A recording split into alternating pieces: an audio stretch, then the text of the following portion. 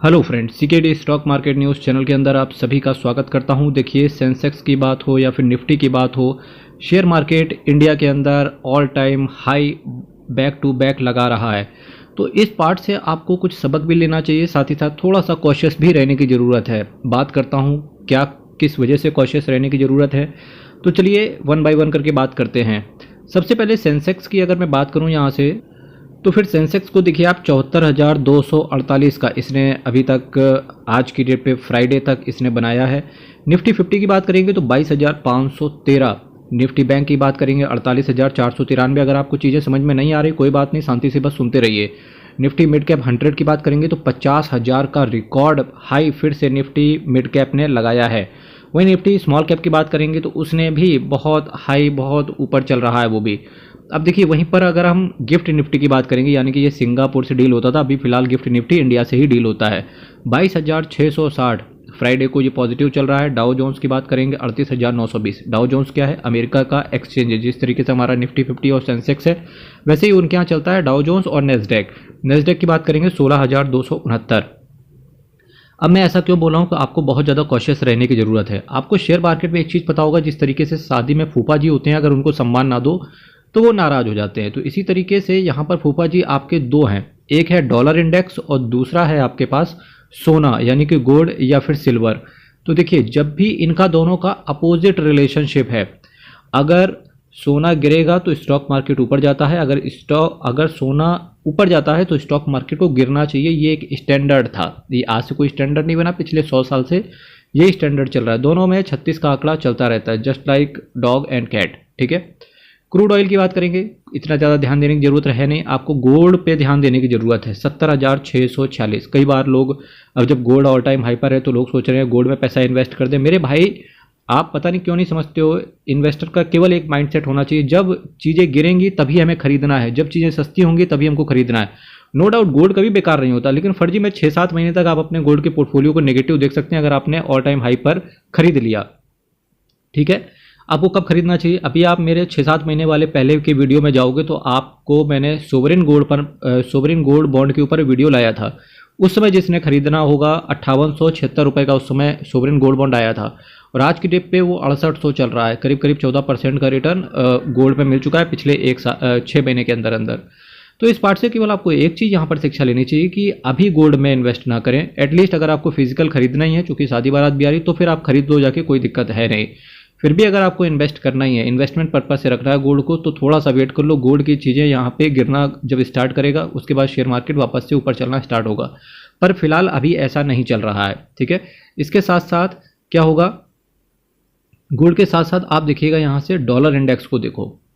Dollar देखो, dollar ने भी ऑल टाइम हाई लगाया 83.45 रुपये तक डॉलर का रेट पहुँच गया रुपए के मुकाबले। ठीक है।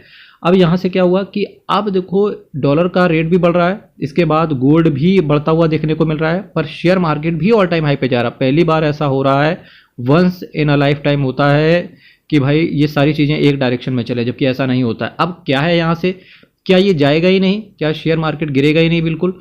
तो यहाँ से आपको चीज़ें थोड़ी सी समझनी पड़ेंगी कि भाई शेयर मार्केट गिरेगा, बस क्या है, सभी लोग जब एक डायरेक्शन में सोचते हैं, जब पूरे मार्केट को ये पता है कि गोल्ड ऊपर जाएगा, इसका मतलब है शेयर मार्केट को नीचे आना चाहिए, तब शेयर मार्केट नीचे नहीं आ रहा है। ठीक है। अभी क्या होगा, 1-2 महीने का टाइम लेगा, शेयर मार्केट अच्छे से पिट सकता है। जो निफ्टी 50 का इंडेक्स है या जो सेंसेक्स का इंडेक्स है 2-3 हज़ार बहुत आसानी से क्रैश कर सकता है। ऐसे समय पे इन्वेस्टर्स को क्या करना चाहिए? क्या हम अपनी एसआईपी को उठा के बंद कर दें, या फिर हम लमसम के लिए पैसा ही ना डालें, या जो हमारा ऑलरेडी इन्वेस्टेड है अमाउंट है उसको बेच के बाहर आ जाए?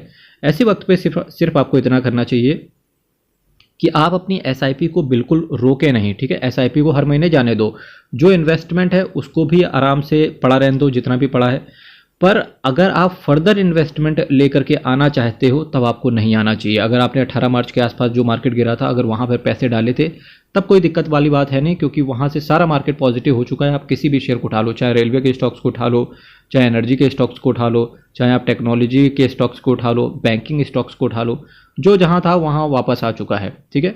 अब आपको फर्दर नया इन्वेस्टमेंट लमसम के तौर पर नहीं करना चाहिए। अब कई सारे इन्वेस्टर कहेंगे यार सीकेडी जी हम तो विचार कर रहे हैं कि लमसम करने के लिए पैसे डालें, तो उस पैसे को उठा के आप अपने बैंक अकाउंट में रखें।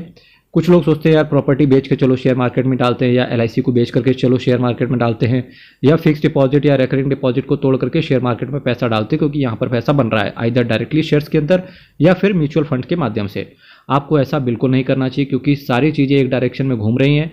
तो डेफिनेटली भले ही 4 जून के बाद मार्केट गिरे, या फिर जुलाई में मार्केट गिरे, या फिर मई के अंदर ही मार्केट गिर जाए, ये डेफिनेटली मार्केट के अंदर एक बड़ा क्रैश आएगा, ये आप लिख के रख लो। आपको पैनिक नहीं होना है, शांति से एसआईपी करते रहो, जो भी लमसम के लिए पैसा है उसको फिक्स डिपॉजिट में डिपॉजिट करते रहो।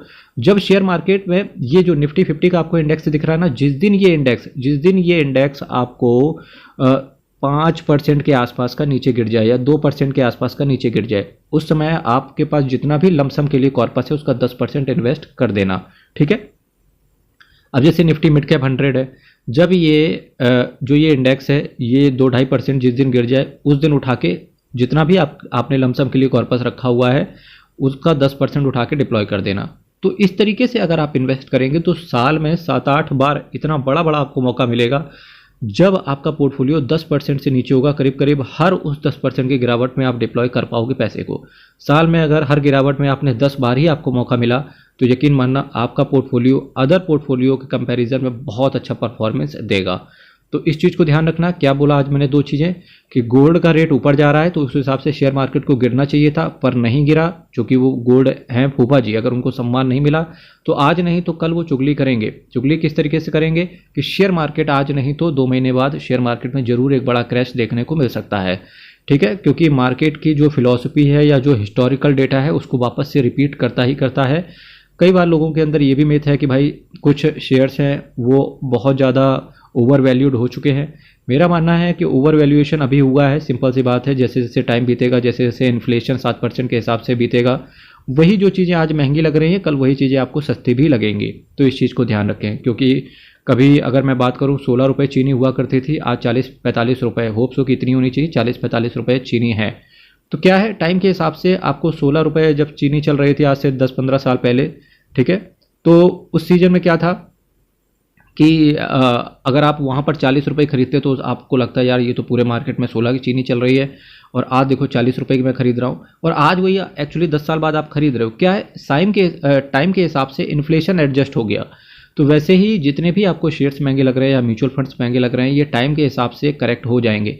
पर शॉर्ट टर्म में होता क्या है कि आपने अगर 4-5 लाख रुपए डाल दिया, अगर वो 15-20% नीचे हो गया तो 4 लाख का 15-20% बहुत होता है भाई। 15% जोड़ लेंगे तो करीब करीब 60,000 रुपये होता है। तो एटलीस्ट अगर आप जो नए इन्वेस्टर हैं वो घबरा जाएंगे और शेयर मार्केट से बाहर हो जाएंगे। तो इस वजह से मेरा कहना रहता है कि हर गिरावट को चेस करो, और जब भी मार्केट पॉजिटिव हो तो शांति से बैठ के देखे रहो। और अभी इस समय जब तक ये जो इस तरीके का मार्केट है ना, पिछले अगर मैं बात करूँ मंगल बुध बृहस्पति और शुक्र, ये चारों दिन मार्केट ऐसा ही चला है बिल्कुल। निफ्टी सेंसेक्स थोड़ा बहुत पॉजिटिव रहता था, निफ्टी 50 थोड़ा सा नेगेटिव रहता था, बैंक थोड़ा सा पॉजिटिव रहता था, और मिड कैप अच्छा खासा चल रहा है। तो आपको यही चीज़ें ध्यान देनी चाहिए। गोल्ड ऑल टाइम हाई पर है तो डेफिनेटली सोना भी गिरेगा और उसके बाद शेयर मार्केट भी ऊपर जाएगा, पर उससे पहले क्या होगा, शेयर मार्केट एक बार डिप लेगा, उसके बाद गोल्ड में धीरे से नरमी आएगी, ठीक है। तो ये चीज़ें आप ध्यान रखना, डरना नहीं है शेयर मार्केट से, अच्छे से इन्वेस्ट कीजिए और अपने पोर्टफोलियो को बहुत अच्छे से मैनेज कीजिएगा। चलिए यहीं से विदा लेंगे, चैनल को सब्सक्राइब कीजिएगा और आप अपने व्यूज़ कमेंट बॉक्स में रखें। साथ ही साथ कैपिटल गेन जिसका भी हुआ है उनका इनकम टैक्स रिटर्न जाता होगा। अगर आपको मेरे से फाइल करवाना है इनकम टैक्स का रिटर्न, तो अभी यहाँ पर जो आपको सामने दिख रहे हैं कॉन्टैक्ट नंबर, आप इन पे व्हाट्सएप करके चीज़ें पता कर सकते हैं। यहीं से वीडियो का विराम देंगे। हर हर महादेव, अयप्पा शरणम, हरि शरणम। बहुत बहुत धन्यवाद।